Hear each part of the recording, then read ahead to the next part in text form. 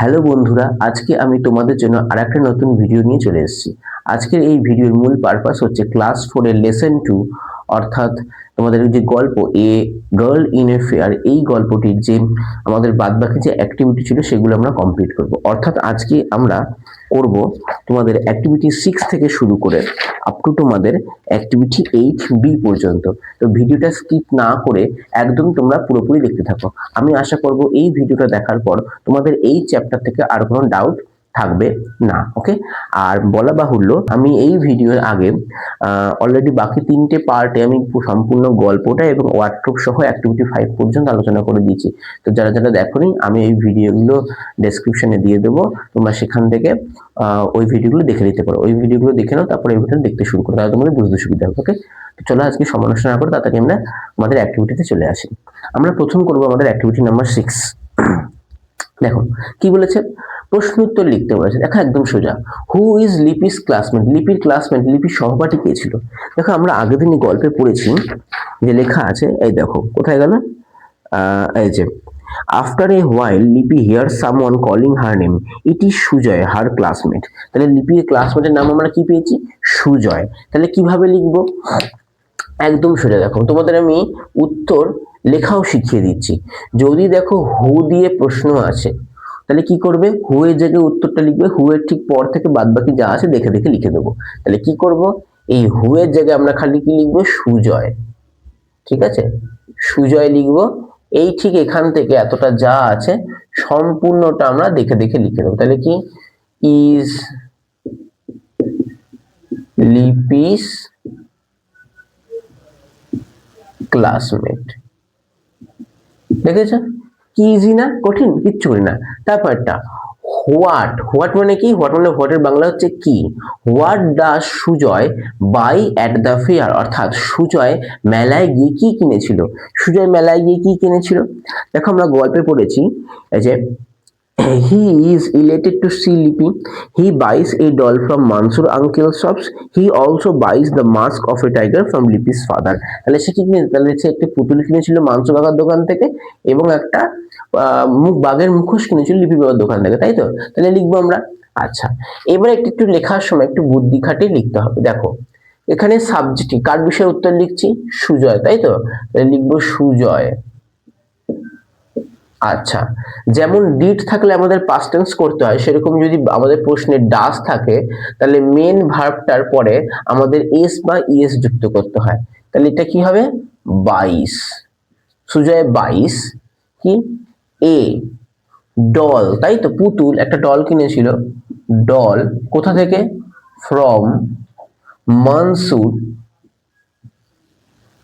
Mansur uncles, UNCL apostrophe S, Mansur uncle's shop, তাই তো? আর কি কিনেছিল?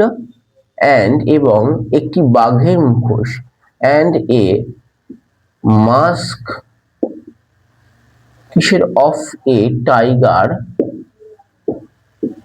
ফ্রম কোথা থেকে? লিপির বাবার দোকান, তাই তো?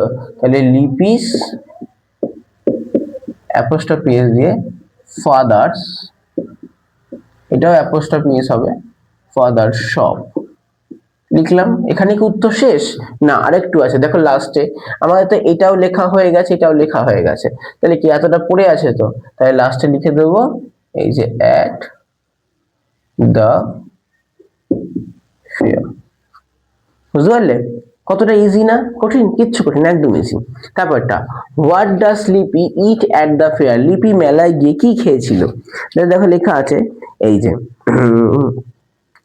লিপি এনজয়স হ্যাভিং আলু কাবলি অ্যান্ড ফুচকা, তাই তো? তাহলে সে কি কি খেয়েছিল? সে মেলায় গিয়ে আলু কাবলি এবং ফুচকা খেয়েছিল। তাহলে এই দেখো তোমরা নিজেরা পারবে। তাহলে এই যদি উত্তরটা লিখি তাহলে কি হবে? কার বিষয়ে বলছে? লিপির বিষয়, তাহলে লিখবো লিপি। আচ্ছা, ডাস আছে, তাহলে কি হবে? ইটটা মেন ভার্ব, এটার পরে এস বাই এস যোগ হবে, ইটের সঙ্গে এস যোগ হয়। ইটস কি খেয়েছে? কি খেয়েছে? আলু কাবলি, তাহলে কি লিখবো? আলু কাবলি, ALU, আলু দেখে দেখে, কাবলি, তাই তো? আলু কাবলি অ্যান্ড এবং ফুচকা। কি ফুচকা? PHUCH ফুচকা, এই তো ফুচকা লেখা হয়ে গেল, ব্যাস উত্তর লেখা শেষ হয়ে গেল। এবার লাস্টে অ্যাট দ্য ফেয়ার এখানে লিখে দেবো অ্যাট দ্য ফেয়ার। বুঝতে পেরেছো কতটা সোজা না? আজ তারপরটা, ওয়াই ইজ লিপি ভেরি এক্সাইটেড, লিপি কেন উত্তেজিত ছিল? লিপি কেন উত্তেজিত ছিল? এক্সাইটেড তো কি আছে দেখি, সরি হ্যাপি আছে, সরি আমার একটু প্রশ্ন লিখতে ভুল হয়েছে, এখানটা একটু হ্যাপি হবে, তোমরা একটু হ্যাপি করে নাও, PPY। তাহলে লিপি হ্যাপি কেন ছিল বলো?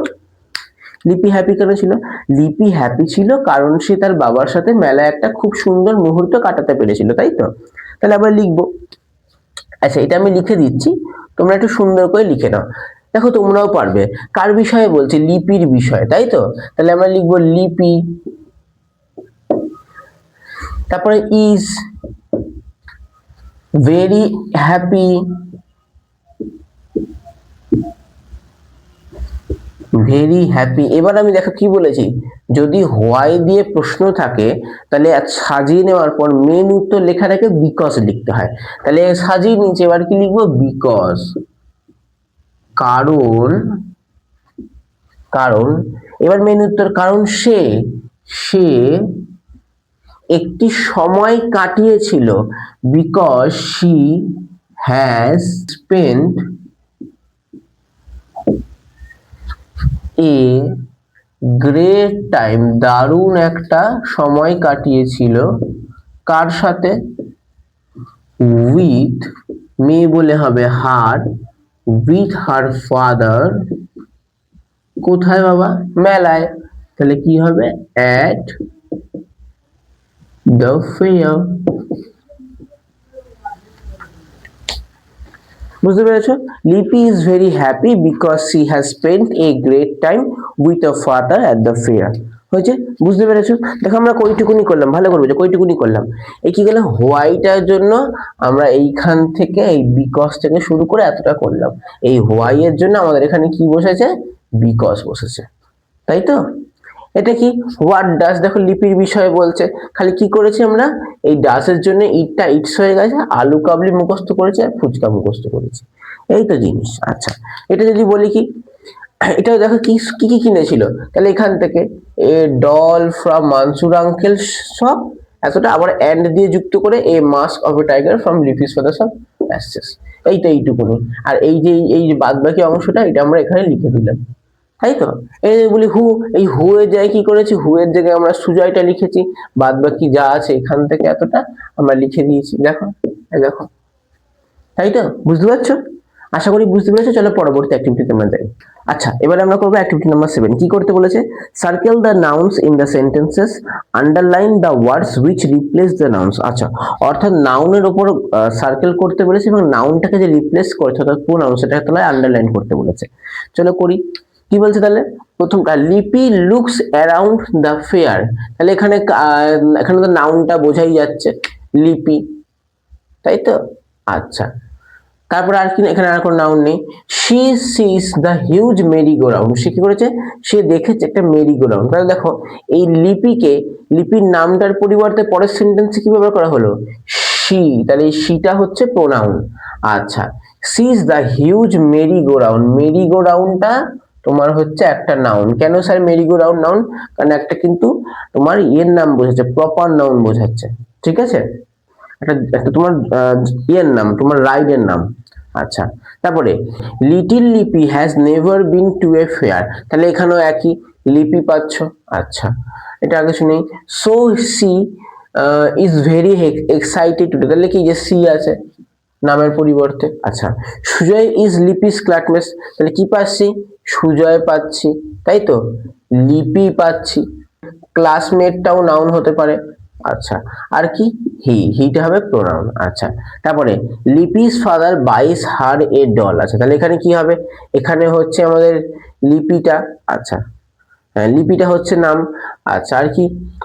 ডল, ডলটা হচ্ছে একটা নাউন। আচ্ছা ইট ইজ মেড অফ বার্ন, তাহলে ইটটা, তাই তো? এই ডল, এই ডলটাকে চিহ্নিত করছে ইটটা, ডলের পরিবর্তে ইট ব্যবহার করা হয়েছে, তাহলে it is made of burn clay. Okay বুঝতে পেরেছো? চলো আমরা পরবর্তী অ্যাক্টিভিটিতে আমরা যাই। এবারে আমরা করবো তোমাদের অ্যাক্টিভিটি 8A এবং 8B। কি বলেছে?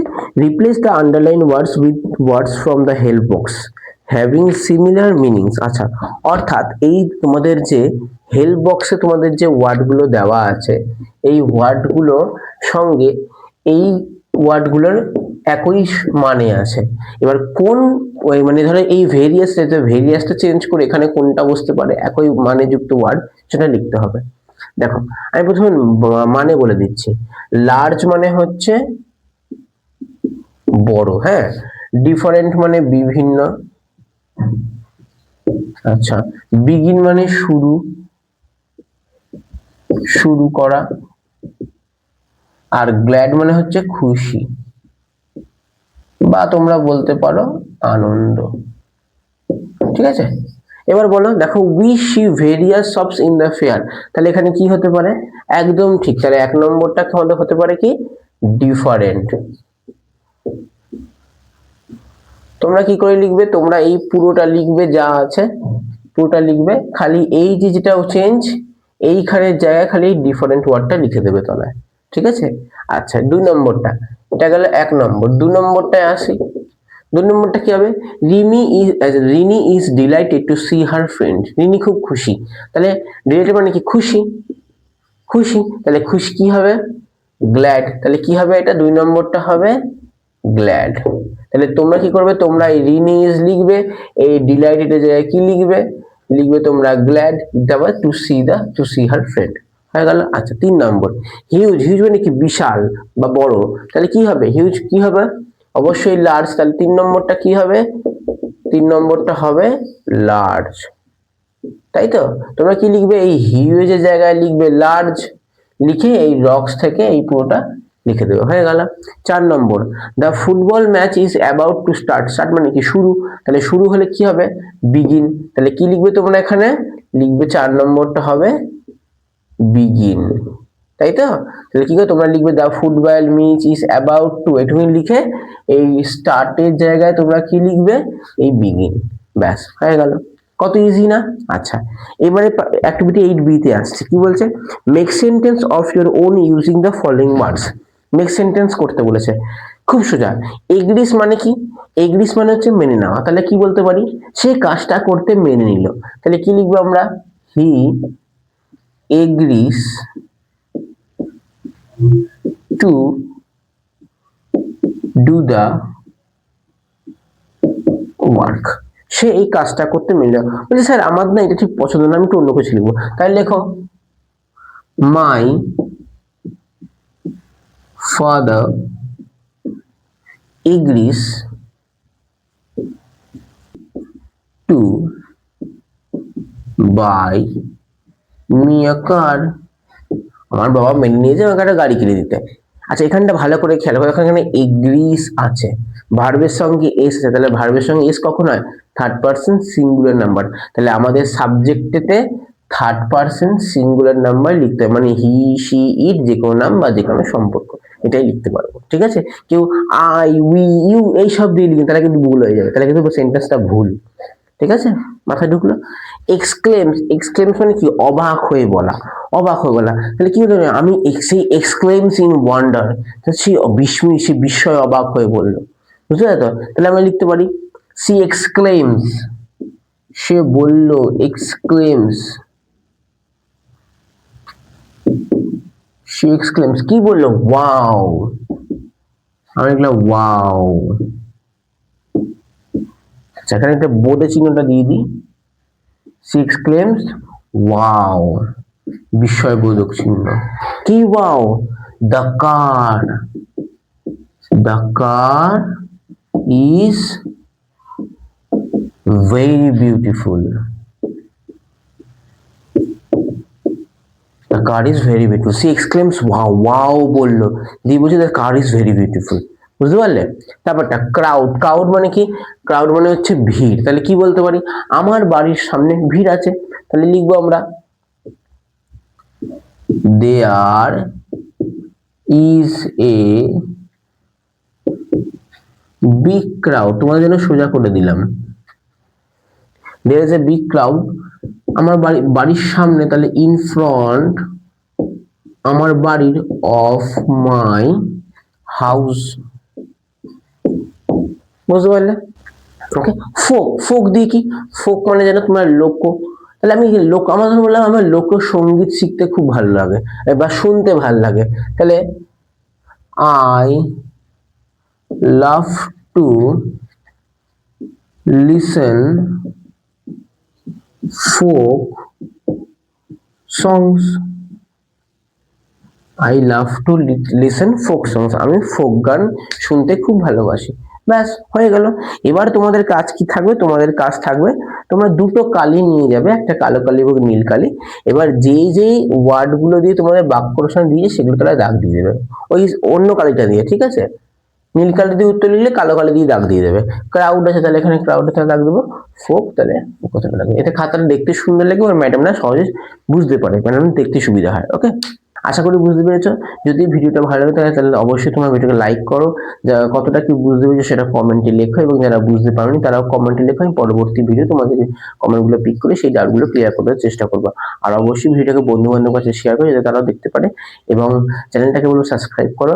সাবস্ক্রাইব করলে মোটিভেশন পাওয়া যায় ভালো ভালো ভিডিও বানানোর জন্য। আর যারা আমার কাছে ভর্তি হয়ে যাও, আমি স্ক্রিনে আমার নাম্বার দিয়ে দেবো, সেখানে তোমরা কন্ট্যাক্ট করে সরাসরি আমার এখানে ভর্তি হতে পারো। ওকে, তাহলে আজকের জন্য এতটাই, দেখা হচ্ছে পরবর্তী ভিডিওতে। Thank you.